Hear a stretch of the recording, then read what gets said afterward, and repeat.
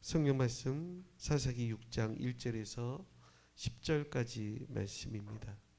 사사기 6장 1절에서 10절입니다.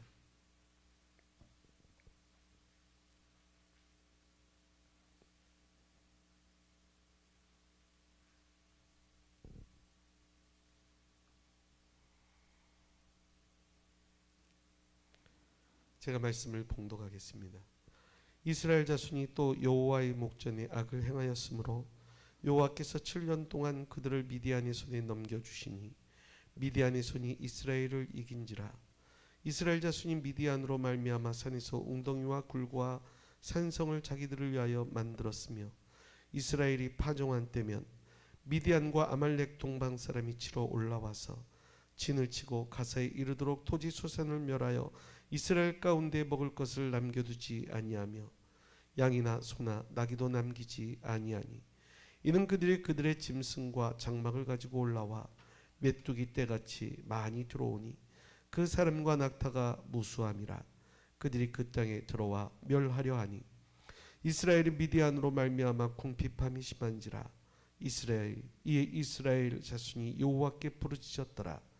이스라엘 자손이 미디안으로 말미암아 여호와께 부르짖었으므로 여호와께서 이스라엘 자손에게 한 선지자를 보내시니 그가 그들에게 이르시되 여호와께서 이같이 말씀하시기를 이스라엘의 하나님 내가 너희를 애굽에서 인도하여 내며 너희를 그 종되었던 집에서 나오게 하여 애굽 사람의 손과 너희를 학대하는 모든 자의 손에서 너희를 건져내고 그들을 너희 앞에서 쫓아내고 그 땅을 너희에게 주었으며 내가 또 너희에게 이르기를 나는 너희 하나님 여호와니 너희가 거주하는 아모리 사람의 땅의 신들을 두려워하지 말라 하였으나 너희가 내 목소리를 듣지 아니하였느니라 하셨다 하니라. 아멘. 우리 같이 찬양할까요? 하나님께로 가까이.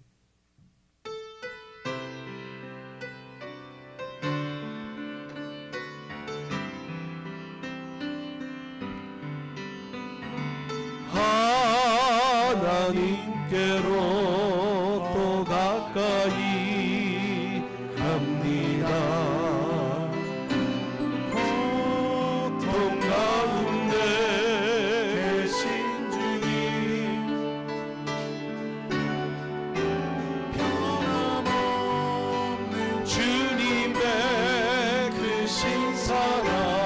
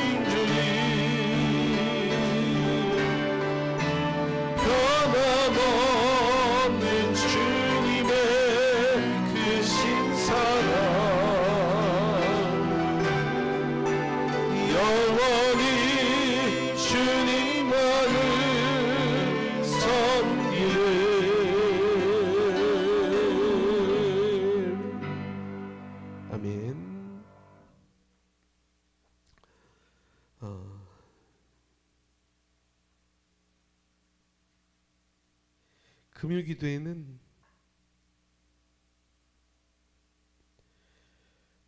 어떻게 보면 주일 설교보다도 제가 더 많이 준비하고 깊이 생각하고 묵상한 말씀인 경우가 많아요.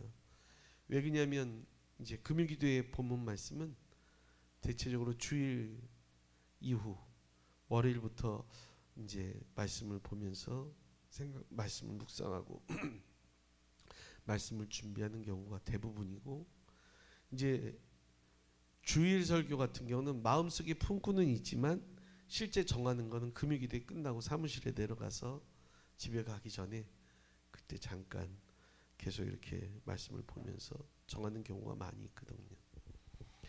근데 오늘 올라오기 전에 온라인으로 금요 기도를 시청하는 분이 몇 분인가 봤어요. 근데 조금 전까지 9명이었는데 지금 13명 정도. 근데 하나영 사모님이나 저희 집사람이나 송아름 전사님 빼고 뭐 그러면 이제 한 10명, 그리고 여기 계시는 몇 명이 11분. 그러니까는 이 정도. 그래서 뭐라 그럴까요? 그래도 내가 갈고 닦은 복음인데 이거를 이대로 낭비할 수는 없다. 이거는 그래서 주일날 한 번 더 할까? 아까 올라오기 전에 그런 고민을 많이 했어요. 그래서 오늘 한번 말씀을 전하면서 굉장히 중요한 내용이라서 그런 생각을 아까 계속 저 이거 주일날 올라오기 전에 거의 안 보거든요. 근데 오늘은 계속해서 올라오기 직전까지 봤는데 9명이 15명. 누군가 한 분이 또 들어왔는데 14명에서 누구지? 들어온 사람은 없는데 숫자는 늘었어요. 이거는 읽고 나갔다는 얘기인가 보다. 어쨌든 아까 찬양할 때는 뭐 한 9명, 10명 뭐 그 정도 되고. 야, 이거 찬양팀이 이렇게 열심히 땀 흘려서 30분 동안 찬양한 우리 김성환 집사님 이 엄동설안에 땀을 흘려가면서 전사님하고 찬양을 하는데 9명, 10명 불만이 많았어요. 그래서 이제 어떻게 해야 될까? 찬양을 하면서 결정을 하려고 그랬는데 아직도 마음의 결심이 안 돼서 말씀을 전하는 가운데 하나님 주시는 감동과 은혜를 따라서 결정할 생각입니다. 우리가 사사기라는 성경은 대표적으로 7개의 악순환이 기록되어 있어요. 그 악순환이 어떻게 되냐, 그 잘 보여주는 본문이 오늘 사사기 6장 말씀인데, 이 당시 시대적 배경을 보면 1절, 2절 말씀을 보면 당시 시대의 상황이 어떤가 잘 보여주고 있거든요. 다시 한번 1절 같이 읽어보겠습니다. 시작. 이스라엘 자손이 또 여호와의 목전에 악을 행하였으므로 여호와께서 7년 동안 그들을 미디안 손에 넘겨주시니 라고 돼 있어요. 여기 보니까 제일 중요한 단어는 또. 사사기에서 잘 나오는 말이에요. 또 이스라엘 백성이 또 뭐 했다는 거예요? 여호와 앞에서 악을 행하였다, 범죄하였다라는 것이죠. 그래서 하나님께서는 이스라엘 백성들을 이방의 손에 넘기십니다. 오늘은 미디안의 손에 넘겨서 몇 년 동안? 7년 동안 고난을 당하게 됩니다. 이런 어떤 불행의 악순환의 고리가 계속 반복되는 것이 사사기서의 특징이에요. 어려운 문제를 해결하고 나면 다시 옛날로 돌아가고, 그렇게 해서 하나님을 떠나서 자기 속인에 오른 대로 자기 마음대로 살다가 또 고통을 당하면 다시 하나님을 찾는, 이것이 반복되는 것이 사사시대입니다. 기도는 이 사사시대의 중간쯤에 해당되는 그런 인물이고 그 시대입니다. 오늘 본문에서도 보면 똑같이 악순환이 반복되고 있는 것이죠. 어떤 고난을 당하고 있는지를 3절에서 6절까지의 말씀을 보면 잘 나오는데, 미디안은 참 지독했던 것 같아요. 뭐 보통 이제 추수 때가 되면 이렇게 들어와서 추수한 것을 뺏어가고 그러잖아요. 그런데 미디안은 그러지 않고 씨를 뿌려야지 추수를 할 수 있는데, 그 파종의 시기, 씨를 뿌릴 때가 되면 이 미디안 사람들이 쳐들어와서 이스라엘이 파종하지 씨를 뿌리지 못하도록 하는 거예요. 그리고 이 씨를 뿌리지 못하니까 추수할 것이 거의 없는데, 그나마 추수할 것, 거둘 것이 조금이라도 있으면 그때 다시 들어와서 또 그나마 있는 것까지 뺏어가는 거예요. 그래서 6절 말씀을 보면 같이 읽어볼까요? 6절에 시작. 이스라엘이 미디안으로 말미암아 궁핍이 뭐라 그래요? 궁핍이 심하다라고 말하고 있어요. 여기서 잠깐 생각해 볼 아주 중요한 것이 있는데, 이 상황이 아주 묘한 상황입니다. 지금 이스라엘 백성들은 어디에서 살고 있죠? 광야가 아니에요. 어디에서 살고 있어요? 가나안 땅에서 살고 있어요. 그 가나안 땅은 소위 말해서 젖과 꿀이 흐르는 풍요로운 땅입니다. 그런데 지금 이스라엘 백성들은 그 젖과 꿀이 흐르는 풍요로운 땅에서 아주 심히 궁핍한 삶을 살고 있다는 사실이에요. 여러분은 어떻습니까? 우리가 믿는 하나님은 풍요로우신 하나님입니다. 믿습니까? 그리고 그 풍성하신 하나님께서는 하나님의 그 풍성함을 그대로 저와 여러분에게 주시기를 원하시는 줄로 믿습니다. 그러면 우리는 어떤 삶을 살아야 되는 것이죠? 하나님 주시는 풍성하신 하나님께서 내게 베풀어 주신 그 은혜로 말미암아 어떤 삶을 살아야 돼요? 풍성한 삶을 살아야 됩니다. 그런데 지금 이스라엘 백성들은 그 풍요로운 땅인 가나안에서 심히 궁핍한 삶을 살고 있다는 거예요. 아이러니죠. 그렇다면 다시 한번 곱씹어 볼 필요가 있어요. 왜 이런 상황이 일어났을까요? 한마디로 말하면 그 원인은 본문 1절에 나오는 이스라엘 자손이 또 여호와의 목전에 악을 행했다는 것이죠. 여호와의 목전에서 악을 행한 결과 젖과 꿀이 흐르는 풍요로운 땅에서 풍성한 삶이 아닌 심히 궁핍한 삶을 살고 있다는 것입니다. 이것이 일종의 인과응보라고 말할 수 있죠. 인과관계. 인과관계가 뭐예요? 원인이 있으면 결과가 있다는 거예요. 원인이 뭐예요? 이스라엘 자손이 여호와의 목전에서 악을 행했다. 결과는요? 이스라엘이 미디안으로 말미암아 심히 궁핍한 삶을 사는 거예요. 아마도 이런 어떤 미디안이 침공에 들어오고 파종도 못하게 하고 그나마 거둘 것이 있으면 뺏어가고 이런 어떤 미디안의 어떤 그런 행동들을 봤을 때 이스라엘 백성들 입장에서는 미디안 사람들이 아마 죽이고 싶도록 미웠을 것입니다. 원수였겠죠. 자신들이 지금 이렇게 심히 궁핍한 삶을 사는 원인이 어디 있다고 보겠어요? 미디안 때문이죠. 미디안 때문에 그렇고 미디안이 왼수라고 생각할 수 있는 거예요. 그런데 이스라엘의 삶을 궁핍하게 만든 근본적인 원인은 미디안이 아니었어요. 이스라엘이 여호와의 목전에서 어떻게 해요? 악을 행했다는 거예요. 여러분, 이스라엘을 괴롭게 하는 미디안의 배후를 볼 수 있어야 돼요. 미디안의 그러한 악독한 행동 뒤에는 하나님이 계신다는 사실이에요. 하나님께서는 지금 미디안 사람들까지 동원해서 지금 이스라엘을 하나님 백성다운 사람으로 하나님 기뻐하는 모습으로 만들기를 원하시는 것이죠. 그들의 악에서부터 돌이키고 하나님 앞에 돌아오기를 원하시는 거예요. 우리는 이 코로나 상황으로 인해서 여러 가지 힘들고 어려운 부분이 있을지 모릅니다. 그래서 코로나가 미워요. 코로나가 정말 지긋지긋해요.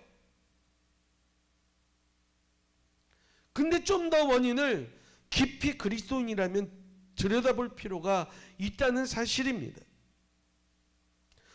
제가 오늘 말씀을 택하게 된 이유는 아주 흥미로운 단어를 발견했기 때문이에요. 그중 하나는 6절에 나오는데요.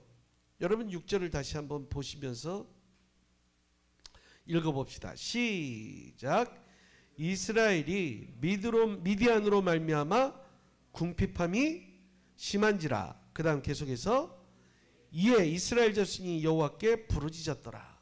제가 중요하게 생각한 단어가 어느 걸까요? 짐은 관심법을 하느니라 라는 누구예요? 하여간 그 사람 말을처럼 제 마음을 읽어보세요. 제가 중요하다고 생각한 단어가 어느 걸까요? 힌트를 주면 품사는 부사예요. 이해라는 말이에요. 이해. 왜냐하면 이 이해라는 단어가 상황을 반전시키는 아주 중요한 단어예요. 왜냐하면 누가복음 15장에는 집을 나간 탕자 이야기가 기록되어 있죠. 근데 거기에서도 비슷한 표현이 있어요. 누가복음 15장 16절 말씀을 보면 이렇게 시작돼요. 같이 읽어봅시다. 누가복음 15장 16절 시작. 그가 돼지 먹는 쥐업 열매로 배를 채우고자 내 주는 자가 없는지라. 그리고 그 뒤에 17절이에요. 시작. 이에 스스로 돌이켜. 예. 여기도 뭐가 나와요? 앞에는 뭐예요? 쥐업 열매로 배를 채우고자 하나 주는 자가 없었다. 아까 이 사사기 6장 6절에서 이스라엘의 미디암으로 말미암아 궁핍함이 심한지라. 비슷한 내용이죠. 그죠? 그런데 그 다음에 뭐가 나왔냐면 사사기 6장 6절에서도 이에라는 표현이 나오고 그 15장 17절 말씀에서도 이에 스스로 돌이켜. 그리고 이제 중얼중얼거리는 독백이 나오고 20절에 이렇게 나옵니다. 20절에 시작. 이에 일어나서 아버지께로 돌아가니라. 여기서 나오는 이에라는 이 부사는 이 탕자에게 있어서 아주 중요한 전환점, 터닝 포인트가 되는 거예요. 먼 타국 땅에서 아버지 돈은 다 탕진하고 쥐업 열매로 배를 채울 만큼 그런 비참한 생활을 하고 있던 그가 다시 아들의 신분을 회복하고 아버지 집으로 향하게 되는 아주 중요한 동기는 이해라는 말이에요. 성도 여러분, 이스라엘 백성들의 뭐가 심했을 때? 궁핍함이 심했을 때 이에 그들이 뭘 하기 시작했어요? 여호와께 부르짖었더라. 그러니까는 우리도 마찬가지예요. 똑같은 상황으로 봅시다. 일전에 이렇게 보시면 돼요. 성경은 텍스트예요. 텍스트. 변함이 없죠. 과거에 2000년 전이나 지금이나 이 성경 말씀은 동일해요. 그런데 컨텍스트는 달라요. 이 말씀을 보는 각 시대, 세대마다 이 말씀을 자기 컨텍스트에 가져와야 돼요. 그건 뭐냐면 내 지금 삶의 정황으로 옮겨올 수 있어야 돼요. 똑같은 거죠. 우리가 고통당하고 어려움이 있을 때 그 삶을 전환시킬 수 있는 아주 중요한 말이 있어요. 뭐예요? 그 고통으로 인해서 이에 뭐 하는 거예요? 부르짖기 시작하는 거죠. 기도하기 시작해야 되는 것이죠. 그 기도는 힘이 있습니다. 상황을 다시 반전시킬 수 있습니다. 그 다음에 또 중요하게 단어 하나가 있는데 1절 말씀 그 뒤에 나오는 말이에요. 1절을 보게 되면은 뭐라 그러냐면 이스라엘 자손이 여호와의 목전에서 악을 행하였으므로 여호와께서 어떻게 해요? 7년 동안이라는 거예요. 여러분, 그러면 다시 그 1절 말씀을 머리에 두고 몇 년? 7년 동안. 그리고 6절을 다시 읽어봐요. 시작.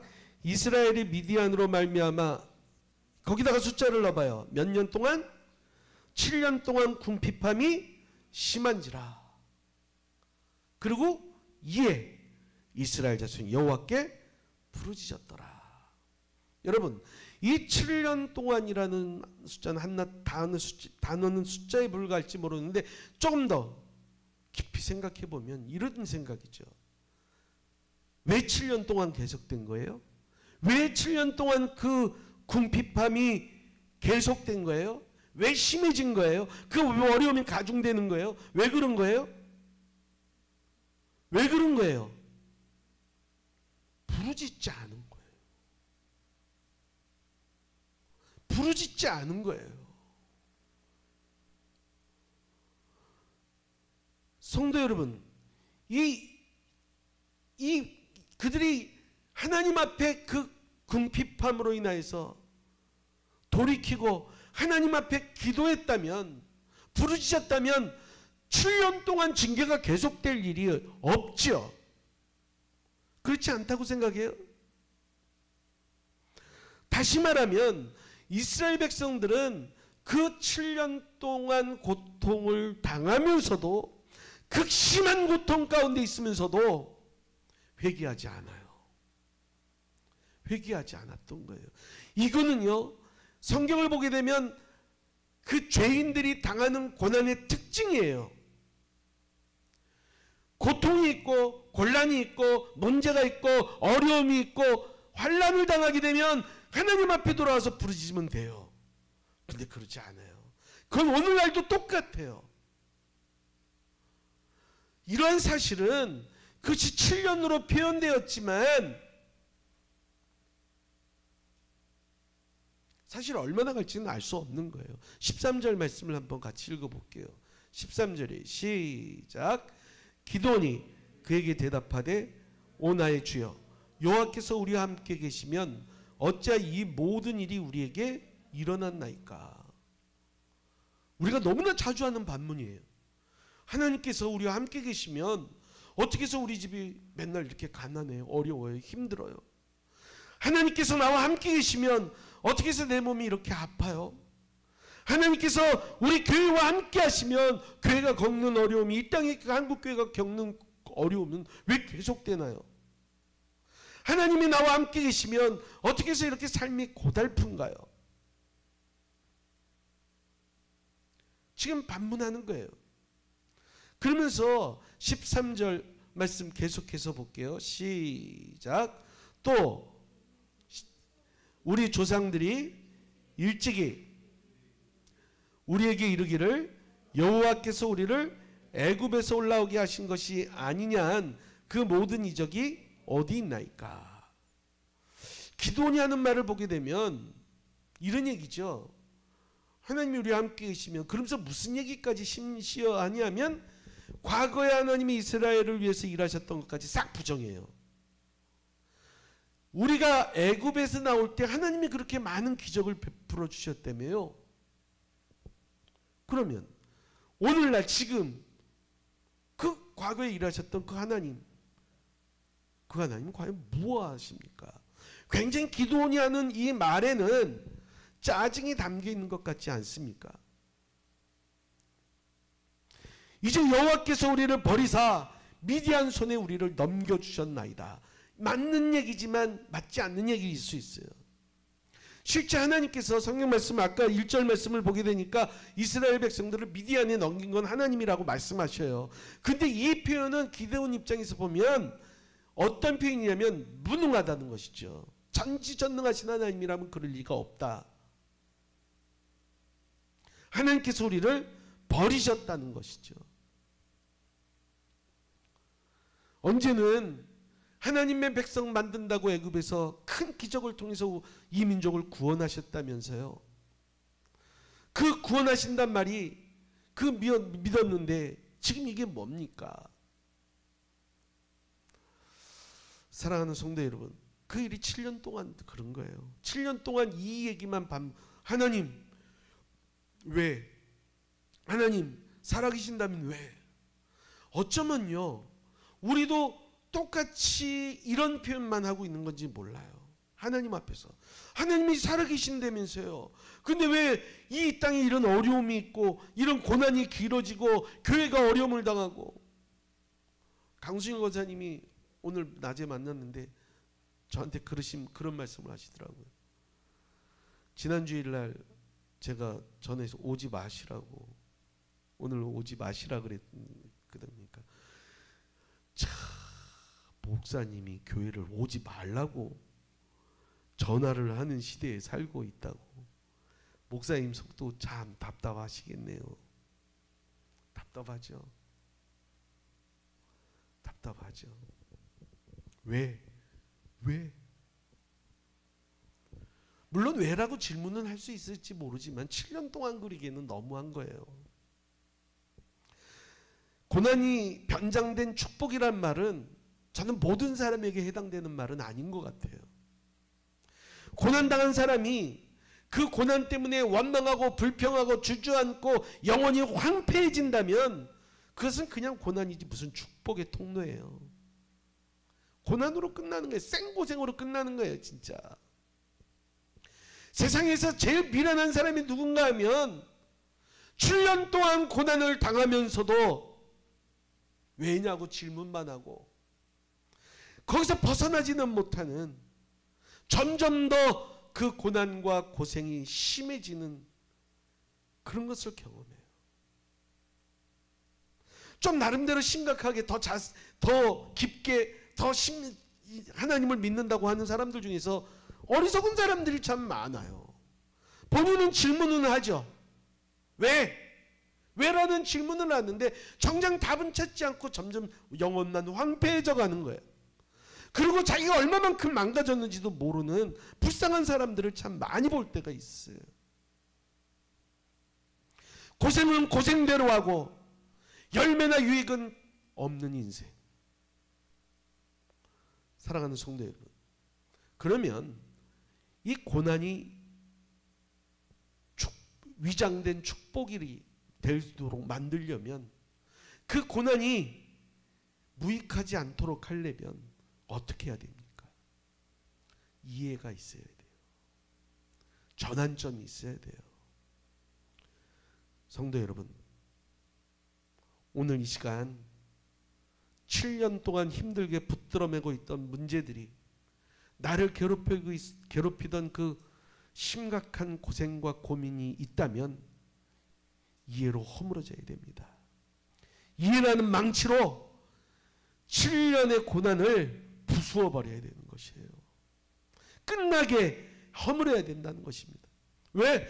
내가 하나님은 부유하신 하나님인데, 그리고 하나님께서 나를 그 젖과 꿀이 흐르는 가나안 땅에 심어두셨는데, 그리고 내게 그 풍족함을 누리기를 원하시는데 나는 왜 영육간에 이렇게 빈곤한 삶을 살고 있을까?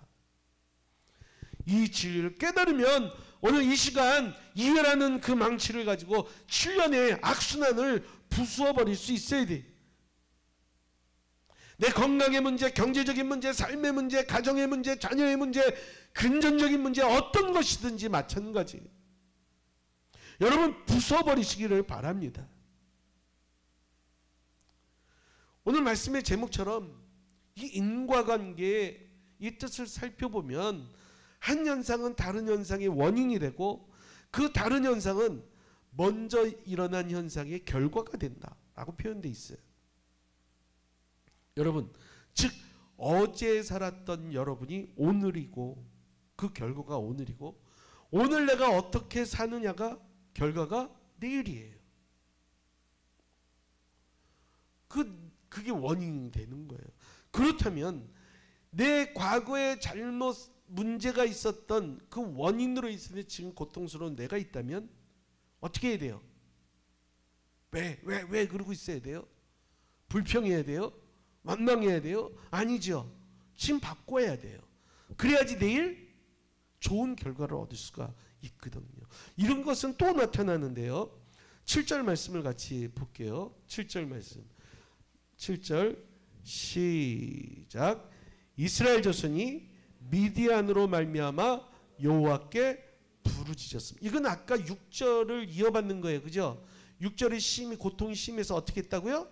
이에 여호와께 부르짖었다 그랬어요. 그죠? 근데 7절에 또 받아서 이스라엘 자손이 미디안으로 말미암아 여호와께 부르짖은 거예요. 그랬더니 8절 말씀을 읽어봐요. 시작. 이스라엘 자손에게 한 선지자를 보내시. 여러분, 부르짖음으로 말미암아 그 결과는 하나님께서 어떻게 해요? 한 선지자를 보내셨다. 오늘 본문 말씀을 보면 이 인과관계라는 말씀하고 아주 잘 어울리는 그 말씀이 갈라디아서 6장이 나옵니다. 갈라디아서 6장 7절 말씀을 볼까요? 갈라디아서 6장 7절 말씀 시작. 스스로 속이지 말라. 하나님은 업신여김을 받지 아니하시나니 사람이 무엇으로 심든지 그대로 거두리라. 즉 우리의 삶에 인과관계가 적용된다는 거예요. 하나님은 속으시는 그런 분이 아니시라는 거예요. 그러니까 그래서 너희가 어떻게 하라 그래요? 8절 말씀에서 이렇게 부연 설명합니다. 8절이요. 시작. 자기 육체를 위하여 심는 자는 육체로부터 썩어질 것을 거두고 성령을 위하여 심는 자는 성령으로부터 어떻게 해요? 아멘. 아멘. 예. 중요한 거예요. 중요한 거예요. 그러면서 결론에 9절에서 뭐라 그러냐면 이렇게 말씀하십니다. 시작. 우리가 선을 행하되 낙심하지 말지니 포기하지 아니하면 때가 이르매 또 아멘. 이 말씀이 우리에게 힘이 되는 것은 선을 행하면 어떻게 되는 거예요? 때가 이르매 거두게 되는 거예요. 근데 이 중간에 중요한 게 있어요. 선을 행하는 거 중요해요. 선을 행하는 거. 그러면 어떻게 해요? 때가 되면 거두게 돼요. 근데 이걸 방해하는 게 있어요. 뭐가 있어요? 뭐가 있어요? 아니, 성경 말씀 다시 보여주세요. 9절 말씀. 뭐가 있어요? 낙심이 있어요. 낙심이 있어요. 이 낙심은 이겨야 되는 문제예요. 성도 여러분, 내가 믿음의 삶을 살았음에도 불구하고 결과가 좋지 않았다면 어떻게 하라고요? 뭐 하지 말라고요? 낙심하지 말으라는 거예요. 그러면 반드시 하나님께서 때가 이르면, 언제라고요? 때가 이르면 거두게 하신다. 절대로 수포로 돌아가게 하는 일이 없다는 사실입니다. 본문을 보면 파종할 때가 되면 미디안 사람들과 아말렉 사람들과 동방 사람들이 쳐들어와서 밭을 엉망으로 만들어서 굶어 죽게 된 이 상황에서 이스라엘 백성들이 하나님 앞에 이제 부르짖기 시작한 거예요. 막 부르짖기 시작한 거예요. 그럼 물어볼게요. 기도 제목이 뭐였을까? 이거는 고개 숙여서 성경을 봐도 안 나와요. 상상을 해보세요. 상상을 해보세요. 여러분, 지금 이 기도는 사사시대의 중간쯤에 있어요. 그리고 고통을 당할 때 그들이 하나님 앞에 부르짖기 시작했어. 뭐라고 기도했을까? 뭐라고? 한번 이것도 이제 감정이입이야. 이렇게 들어가서 생각해 보는 거예요. 내가 당시 이스라엘 사람들이라면 이제 부르짖기 시작했다는 거예요. 뭔가 깨닫고 하나님 앞에 기도하기 시작했는데, 그럼 여러분 무엇을 위해서 기도하겠어요? 기도 제목이 뭐예요? 1번. 어려우세요? 그럼 코로나로 합시다. 지금 우리가 모여서 이 코로나 때문에 어려움이 있어요. 그럼 1번 기도가 뭘까? 주여! 코로나 바이러스를 속히 없애주옵소서. 그래서 제일 좋은 게 뭐야? 하루 빨리 백신이 공급되게 해주시고, 그래서 이제 얼음장같이 얼었던 경제가 풀어주게 해주시고, 자유롭게 예배드리지 못했던 우리가 자유롭게 예배드리게 해주세요. 또 뭐 있을까? 뭐 이런 거죠, 그죠? 이게 기도 제목 뻔하지 않아요? 이러면 이제 좀 알기. 그럼 당시 상황으로 넘어갑시다. 뭘 위해서 기도했을까? 주의 권능의 팔을 드시사 저 미디안이 한 길로 왔다 10길로 도망가게 하여 주옵시고, 이렇게 기도하지 않겠어요? 미디안을 이기게 해주세요. 그 다음에 황폐의 땅을 다시 풍요롭게 해주시고, 우리가 자유롭게 생활하며 하나님을 섬기게 해주세요. 그렇게 기도하지 않았겠어요? 기도의 제목이죠. 그리고 말씀드렸다시피 사사기 중간이라서 이전에 이스라엘 백성들은 많은 사사들을 봤었어요. 위기와 어려움이 있을 때마다 누가 등장한 거예요? 장군들이, 용맹한 용사들이, 사사들이 등장해서 아주 불같이 이스라엘 백성들을 구원했어요. 온니엘, 삼갈, 드보라, 여기 나오는 기드온, 또 삼손, 뭐 많이 있잖아요. 에훗, 굉장히 많은 사람들이 등장했었거든요. 그러니까 또 기도 제목이 있었을까요? 다시 한번 하나님이 보내시는 죄 영웅들을, 장군들을, 그런 사사들을 보내주셔서 이 민족을 악에서 구원해 주옵소서. 그렇게 기도했을 겁니다. 그런데 이제 이렇게 부르짖게 됐는데 하나님께서는 그 이스라엘 백성들의 부르짖음을 듣고 응답하셨는데 8절에 아까 뭐라 그랬어요? 8절 다시 6장 8절 읽어봐요. 시작. 여호와께서 이스라엘 자손에게 한 선지자를 보내시니. 말씀드렸다시피 이스라엘이 기대한 응답은 자신을 괴롭히는 미디안이 물러가는 거예요. 그리고 그 궁핍한 삶이 물러가는 거예요. 다시 풍요로운 삶을 회복하는 거예요. 아니면 이전에 나타났던 영웅이 등장하는 거예요. 이 가나안의 여러 족속들을 물리칠 수 있는 용감한 장수, 그런 군인이 필요했던 것이죠. 그런데 하나님께서는 예상치도 않은 응답을 하십니다. 어떤 응답을 해요? 어떤 응답을 했다고요? 성경 자세히 보세요. 예? 여호와께서 8절 뭐라 그랬어요? 이스라엘 자손에게 어떻게 해요? 여기서 뭔 단어가 제일 중요할까? 예? 한이에요. 한. 왜 한이 중요한지 아세요? 이름이 적시되어 있지 않아. 그냥 프로페시아, 그냥 불특정한 무명의 어떤 선지자를 보낸 거야. 그들의 기도에 응답하신 것은 유명한 사사를 보낸 것도 아니고 어떤 그런 용사를 보낸 것도 미디안을 물리치는 것도 아니에요. 하나님께서 아주 유명한 선지자가 아니라 무명의 어떤 한 선지자를 보내셨던 것이지요. 이것은 이스라엘 백성들이 기도했던 기도의 응답이 절대로 아니었을 것입니다. 그런데 하나님은 무명의 한 선지자를 보내십니다. 여러분, 왜 그럴까요? 그 한 선지자를, 무명의 선지자를 통해서 주시는 하나님의 메시지가 10절에 나옵니다. 10절을 읽어봐요. 시작.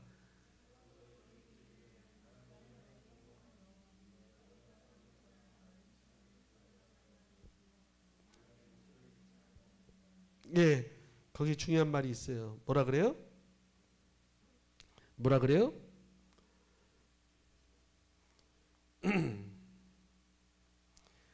너희가 내 목소리를 듣지 아니하였느니라. 이 모든 원인, 하나님의 관점에서는 지금 이스라엘에게 필요한 것이 쌈자라는 쌈꾼이 아니에요. 강력한 무기도 아니고 미디안이 물러가는 것도 아니에요. 여기 하나의 인과관계라는 게 또 있어요. 뭐냐면 이 모든 일의 근본을 설명해 주는 거예요. 그게 10절에 나오는 거예요. 뭐라고요? 너희가 내 말을 듣지 않았다라는 거예요.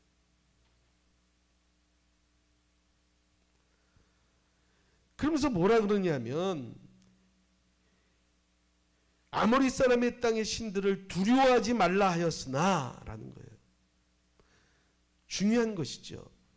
하나님의 말씀을 듣지 않으면 어떤 일이 벌어져요?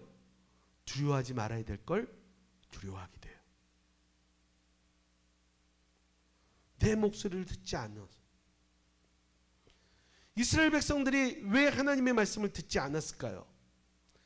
두려워하지 말라고 금지했던 현실적인 문제, 다시 말해서 자신이 당하는 어려운 문제들이 너무 커, 너무 두려워. 그러니까 하나님 말씀이 점점 들리지 않는 거야. 현실적인 어려움에 더 파고 들어가는 거야. 뭐라 그러면 때가 어느 때인데.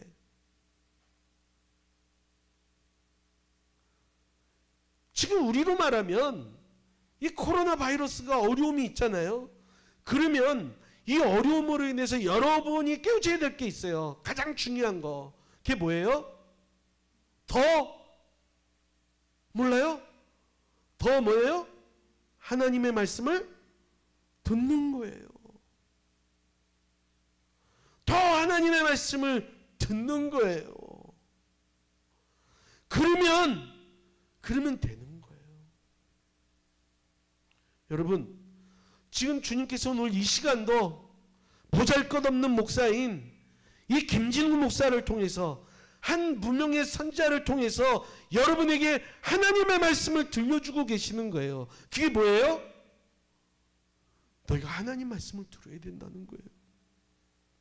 너희가 지금 두려워할 수밖에 없는 이유는 하나님 말씀을 듣지 않아서라는 것이죠. 이 두려움의 이 여러 가지 삶의 정황으로 인해서 두려워하는 마음에 하나님의 말씀이 들려지기 시작하면, 그 하나님의 말씀에 반응하기 시작하면 그 두려움은 이기게 하십니다. 하나님이 해결하십니다. 말도 안 되는 방법으로라도 하나님이 해결하십니다. 이 뒤에 우리 상황은 잘 알아요. 어떻게 해요? 말도 300명으로 10만 명을 이기게 하셔요. 그것도 가능하다는 거야, 하나님은. 그 전에 필요한 것이 있어요. 이스라엘 백성들이 그 마음이 하나님 말씀을 듣지 않는다는 거예요. 여러 사람들이 얘기해요. 온라인으로 하니까 집에서 예배 드리는 것이 좀 불편하고 힘들고 예배가 예배 같지 않고. 그 말하면 오늘 이 말을 저한테 한 권사님이 계셨어요. 제가 이 말하면 권사님한테 하는 말이 돼버리는 것 같아서 이게 또 시험에 들까 봐 걱정되는데, 권사님한테 하는 말 진짜 요만큼도 해당 안 돼요. 그냥 목회자로서 제가 평소에 느끼는 걸 그냥 말하는 거니까 오해하지 마세요, 권사님. 박윤호 권사님 오해하면 안 돼. 진짜 다른 사람 많이 그래서 한 얘기야. 뭐냐면 이거예요. 많은 분들이 그렇게 얘기해요.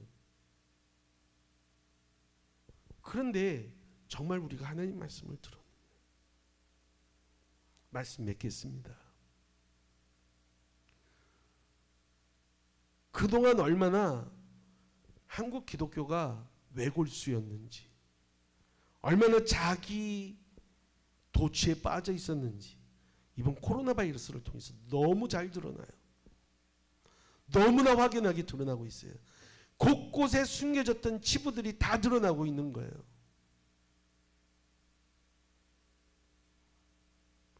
아주 견고한 성을 쌓고 그 안에 모여서 우리끼리 행복해하고 우리끼리 좋아하고, 그 성을 허물고 나가서 하나님의 말씀을 증거해야 될, 예루살렘과 온 유대와 사마리아와 땅끝까지 가서 내 증인이 되라고 하시는 사도행전 1장 8절에 그 지상 최대의 명령을 무시해가면서 우리 만족에 빠져 있었던, 세불리기에 급급하고 자기 이름을 내기에 급급했던 바벨탑을 쌓는데 급급했던 것이죠. 제대로 무너지는 소리가 들리는 것 같아요. 그렇다면 이거죠. 원인을 주여 코로나 바이러스 물어나게 해주세요. 이건 우리의 기도 제목이 될 수 없다는 것입니다. 빨리 이게 끝나고 백신도 공급되고 경제도 회복되게 해주세요. 그것도 기도 제목은 아니에요. 그건 하나님이 해결해 주십니다. 우리가 하나님 앞에 해야 될 기도가 뭐예요? 회심이에요. 회개예요. 주님, 내 귀가 두꺼워졌습니다. 마음이 강팍해졌습니다. 하나님 말씀을 듣지 않았습니다. 교만했습니다. 불평했습니다. 적과 끓이 흐르는 땅에서 심히 궁핍한 삶을 살면서 원망하고 불평만 했습니다. 주님, 진직에 부르짖어 내가 하나님 말씀 듣지 않는 이것을 회개하고 엎드려 했었는데, 나 한 푼이라도 더 번다고 직장 갖고 알바하고 그러면 좀 나아질 줄 알았는데, 그러면 살림이 조금 도움이 될 줄 알았는데, 하나님 말씀 듣는 일에 등한히 하면서 삶은 더 심히 궁핍해진 거예요.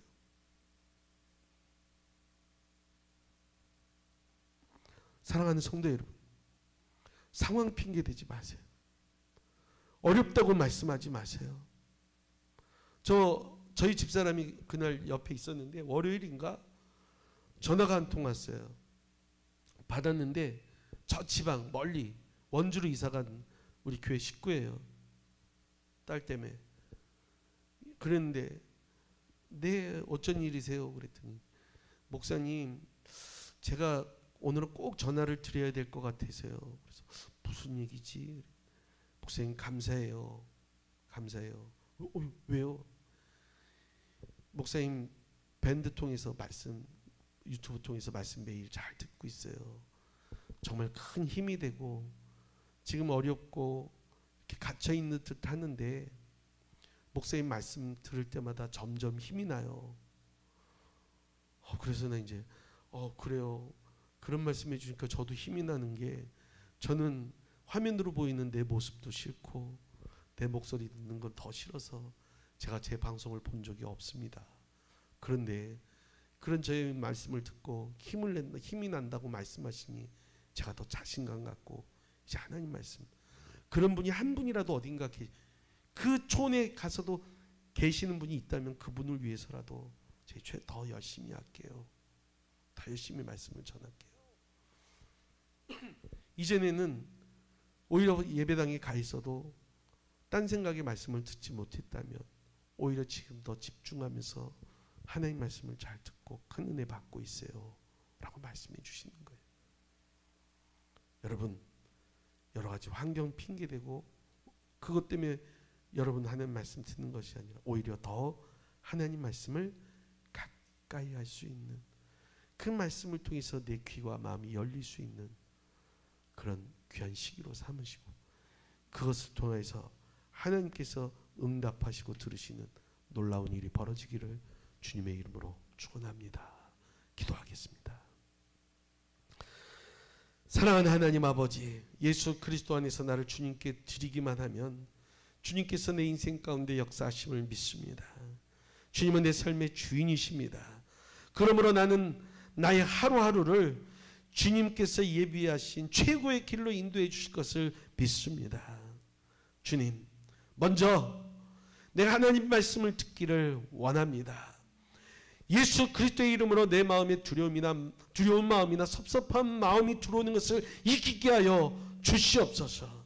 오히려 주께서 나와 함께 계시며 나를 돕고 계신다는 사실을 깨닫게 하시고 오늘도 그 모든 것들을 예수 그리스도의 이름으로 이기고 일어나 주의 말씀만 붙들고 살아갈 수 있는 거룩한 하나님의 종들 될 수 있도록 축복하여 주시옵소서. 이 어려운 기회에 오히려 하나님의 말씀을 더 잘 들을 수 있는 그런 기회와 그런 시기로 삼을 수 있도록 주님 도와주옵소서. 예수님의 이름으로 기도하였습니다.